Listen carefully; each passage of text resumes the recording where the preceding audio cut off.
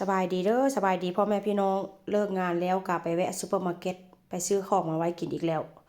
อยากกินหยังก็ซื้อกินเด้อพี่น้องเฮ็ดงานมาเมื่อยแล้วก็มากินของแซ่บๆมันก็มีแฮงมีพลัง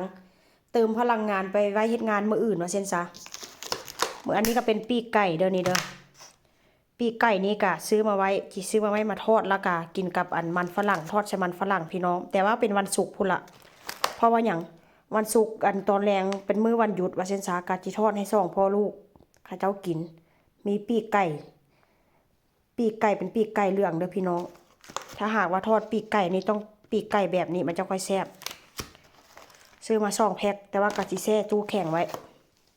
อันนี้ก็เป็นเนื้อหมูพี่น้องเนื้อหมูแบบว่าติดมันนะเป็นตาแซ่บเนื้อหมูนี่ก็ได้ก็แต่ว่ากะคือว่าแล้วเนาะซื้อมาไว้อยากกินหยังอยากกินยามใดก็เอาออกอันจากตู้แช่แข็งมาแล้วก็เอาออกมาไว้ข้างคืนนึงตื่นเช้ามามันก็ละลายพี่น้องเวลาก่อนเขาเข้านอนนะเนื้อหมูติดมันเป็นตาแซ่บเลยอันนี้นะซื้อข้าวโพดมานำเด้อซื้อข้าวโพดต้มหรือว่าหมักสาลีภาษาลาวเขาจะเรียกหมักสาลีซื้อมาไว้กินแต่ว่าก่อนจะกินนี่ค่อยกันล้างเลยล้างแล้วก็เอาไปอุ่นพี่น้องแล้วก็ได้ปลามานำปลานี่บ่ให้งานกินทุกมื้อพี่น้องแต่ว่าเอามาไว้แบบวันเสาร์อาทิตย์จังซี่นะทอดให้2พ่อลูกเขาเจ้ากินกับมันฝรั่งเขาเจ้ามักกินแต่ว่าบ่ให้งานนี่ค่อยกินดูละว่าเส้นซะแล้วก็ขนมปังนี่ก็ซื้อแบบนี้มากินพี่น้องเพราะว่าหยังอันซื้อเป็นก้อนมาแล้วกินบ่หมดแล้วก็แข็งแล้วก็เอาทิ่มซื่อๆแต่ว่าซื้อแบบนี้มามันก็สามารถอันเก็บไว้แล้วก็เฮากินบ่หมดจังซี่นะเฮาก็สามารถปิดไว้แล้วกินไว้เอาไว้กินมื้อหน้าไว้กินหลายมื้อว่าเส้นซะก็เลยซื้อแบบนี้มาซื้อมาเทื่อใดเป็นก้อนยาวๆนะกินบ่หมดแล้วเอาทิ่มเช่นนะพี่น้องค่อยก็เลยซื้อเป็นถุงมาอันนี้ก็เป็นปลาหมึกเด้อนี่เด้อปลาหมึกพี่น้องข้างในนี่ก็จะเป็นปลาหมึกนะปลาหมึกซุปแป้งทอดแต่ว่าค่อยก็อันที่เอามาแช่แข็งไว้อยากกินเมื่อใดก็ออกมากินจังซี่นะเวลาเฮ็ดเวียกมาเมื่อยให้เฮ็ดเมนูง่ายๆว่าซั่นซะเอาออกมาทอดแล้วก็กินกับซอสมายองเนสหรือว่ากินกับข้าวกระแซ่บคือกันซื้อมาถุงนึงแต่ว่ากะทิแช่แข็งไว้อันนี้ก็เป็นพิซซ่านี่ก็ซื้อมา2 แพ็คพี่น้องพิซซ่านี่ก็ได้บ่ฮู้ว่าพิซซ่าหยังแดดเด้อแต่ว่าการตามนี่ล่ะพี่น้องซื้อมันก็อยู่นี่แบบ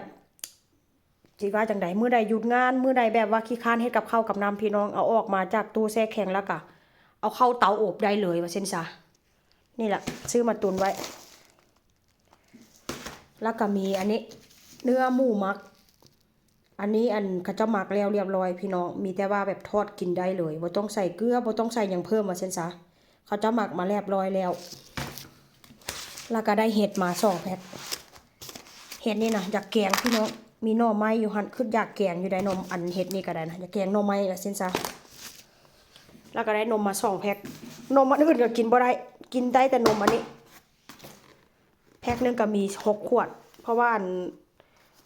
ก่อนนอนหรือว่าให้เวียกมาเมื่อยพี่น้องกินนมอุ่นๆกับอันพวกอันนี้ยังก็คล้ายๆโอวัลตินนะพี่น้องพวกคนละครอบคนละคาวพวกอันโอวัลตินพวกอันนั้นนะพี่น้องกินแล้วก็อยู่ท้องได้นี่นะกินนมนี่ได้แล้วก็ได้กุ้งมานำเด้อกุ้งนี่ซื้อแบบแช่แข็งมาพี่น้องกุ้งนี่ค่อยบ่ฮู้มันนำมาจากจีนบ่แล้วว่าจังเด้อคือมีภาษาจีนเนาะนี่เนาะกุ้งนี่เนาะบอกว่าจะนำมาจากจีนของไทยก็บ่นำเข้าว่ะซื้อแบบแช่แข็งมาพี่น้องซื้อ2 กิโลนี่ละราคามันนะนี่ละ20 ยูโร 98 เซนต์ซื้อมา2 กิโลได้นี่นะพี่น้องเพราะว่าเขาซื้อมาแล้วเขาอยากกินยามใดเขาก็ไปกินได้ว่าเช่นซะเอาออกมากินกันง่ายๆพี่น้องนี่แหละอันของที่ไปแวะซุปเปอร์มาร์เก็ตหลังจากเลิกงานแล้วพี่น้องนี่แหละซื้อมาตุนไว้อยากกินอย่างกะเฮาก็เอาไปแช่แข็งไว้อยากกินอย่างเก่าออกมาไว้เมื่อคืนตื่นเช้ามามันก็ละลายเนาะนี่แหละการใช้ชีวิตอยู่เมืองนอกนะบ่ได้ไปซื้อทุกมื้อนะบ่ได้ไปซื้อทุกมื้อซื้อมาก็กุม3-4 มื้อบางเทื่อก็เป็น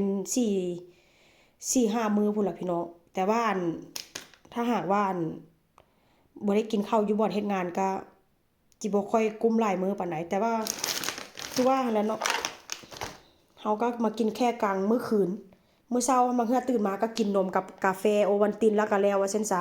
ส่วนหลายก็กินอยู่บ่อนเฮ็ดงานพุ่นแหละนี่ล่ะอันนี้ก็เป็นหน้าตาที่แบบว่าค่อยไปแวะซุปเปอร์มาร์เก็ตก่อน